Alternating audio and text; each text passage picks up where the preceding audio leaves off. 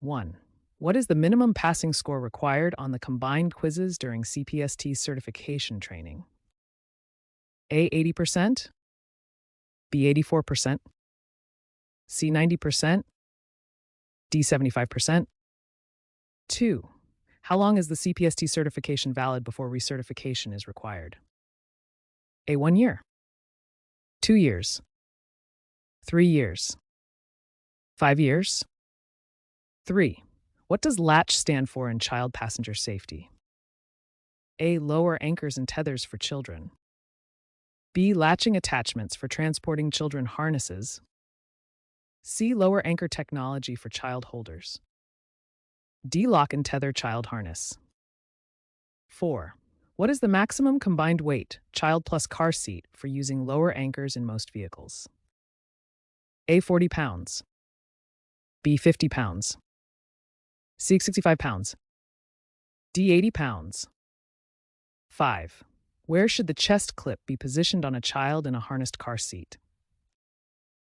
A. At the child's belly button level. B. At the child's armpit level. C. At the child's neck level. D. At the child's waist level. 6. When performing the inch test on an installed car seat, how much movement is acceptable?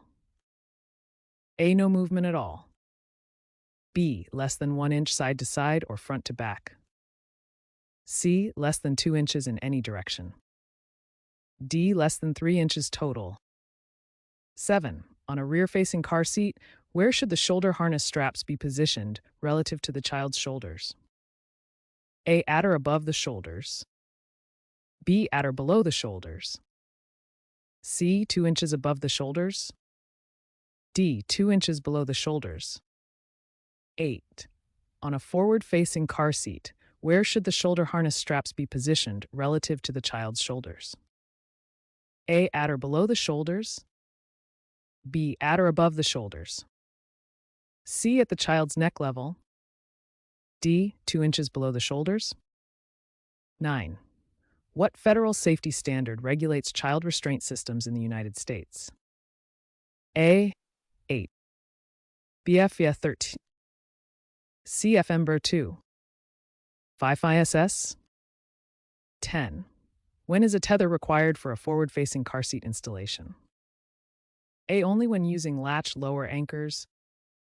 B. Only when using seatbelt installation.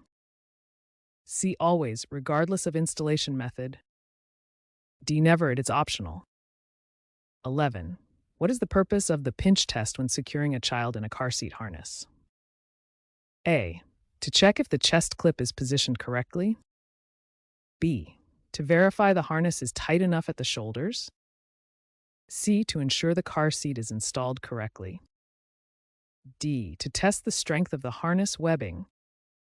12. Why should bulky winter coats not be worn under car seat harness straps? A. They can cause the child to overheat. B. The coat material compresses in a crash, creating slack in the harness. C. They make it difficult to buckle the harness. D. They can interfere with the chest clip. 13. What is the recommended minimum age before a child can be turned to face forward in a car seat? A. 6 months. B. 1 year. C. 2 years or until outgrowing rear-facing limits. D. 3 years. 14. In a belt positioning booster seat, where should the lap belt lie? A. Across the child's stomach. B. Low on the hips and across upper thighs. C. Across the child's waist. D. Below the child's knees. 15.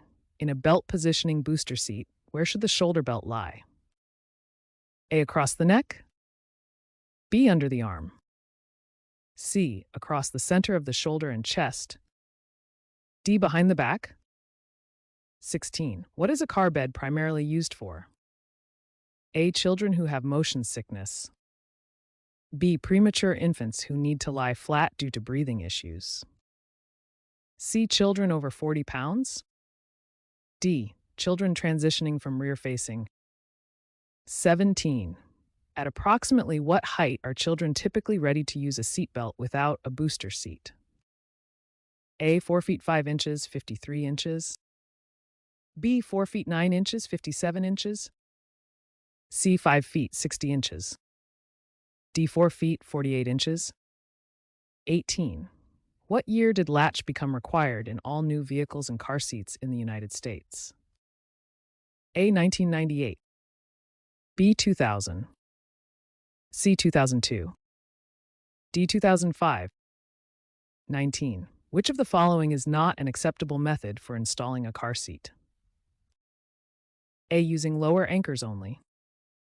B. Using vehicle seatbelt only.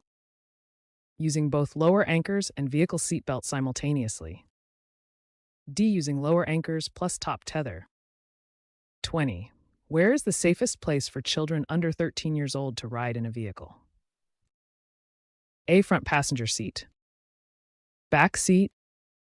C. Third row seat only. D. Any seat with an airbag.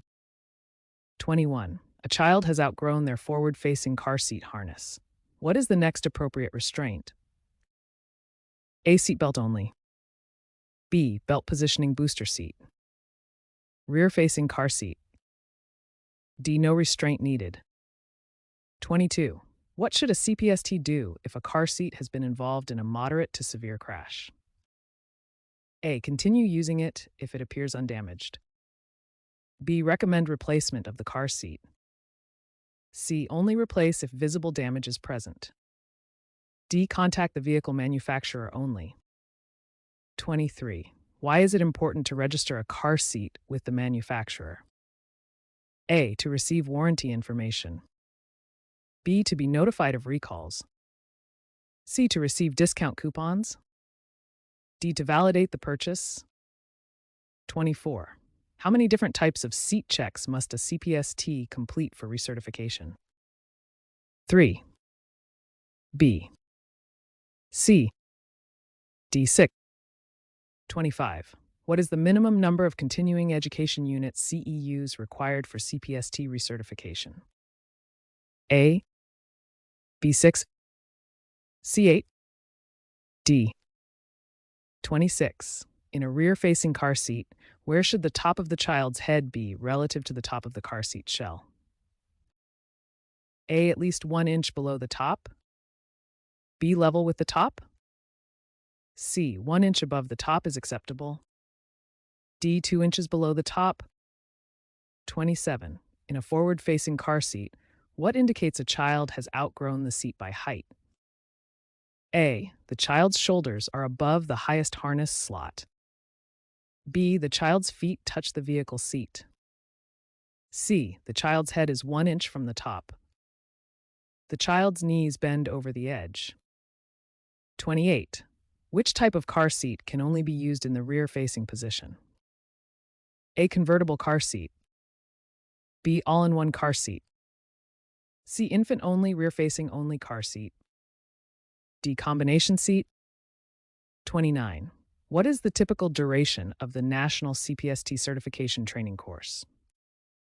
1 to 2 days? 3 to 4 days? 5 to 7 days? 2 weeks? 30. A booster seat should only be used with what type of vehicle seatbelt? A. Lap belt only. B. Shoulder belt only. C. Lap and shoulder belt combination. D. Any type of seatbelt? 31. What is the purpose of the top tether on a forward-facing car seat? A. To make installation easier. B. To reduce forward head movement in a crash. C. To secure the harness straps. D. To adjust the recline angle. 32. According to best practice, when should you use the car seat manufacturer's manual? A. Only when first installing the seat. B. Only if you have questions. C. Every time you install or use the seat. D. Only during CPST training. 33. At what minimum age must someone be to become a nationally certified CPST in the United States? A. 16 years old. B. 18 years old. C. 21 years old. D. 25 years old. 34. What is the 5-step test used to determine A. If a car seat is installed correctly. B. If a child is ready to use a seatbelt without a booster. C. If a harness is tight enough. D. If a car seat has expired. 35. Where can tether anchor locations typically be found in a vehicle? A. Only on the vehicle floor. B. Only on the roof of the vehicle. C. Various locations including rear shelf, floor, seat back, or roof depending on vehicle. D. Only on the back of the front seats. 36. What should be done with an expired car seat? A. Continue using it if it looks fine. B. Donate it to a charity. C. Dispose of it and do not use. D. Sell it at a reduced price. 37. When using a booster seat with latch, what is the primary function of the latch connectors? A. To restrain the child in a crash. B. To keep the unoccupied booster from becoming a projectile. C. To make the seatbelt fit tighter. D. To position the child higher in the seat. 38.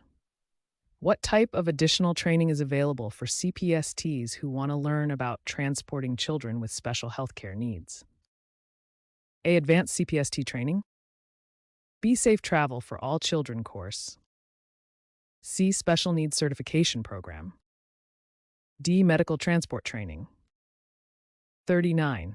Which vehicle seating positions typically have lower anchors available? A. Front seats only. B. All seats in the vehicle. C. Outboard rear seat sides only in most vehicles. D. Center rear seat only. 40. What should a caregiver always do at the end of a car seat check appointment? A. Sign a liability waiver. B. Pay for the service. C. Perform the final click to buckle the child. D. Take a photo of the installation. 41. Why must rear-facing car seats be installed at the correct recline angle for newborns? A. To make the baby more comfortable during long trips. B. To keep the airway open and prevent the chin from falling to the chest. C. To allow the baby to see out the window. D. To make it easier for the caregiver to reach the baby.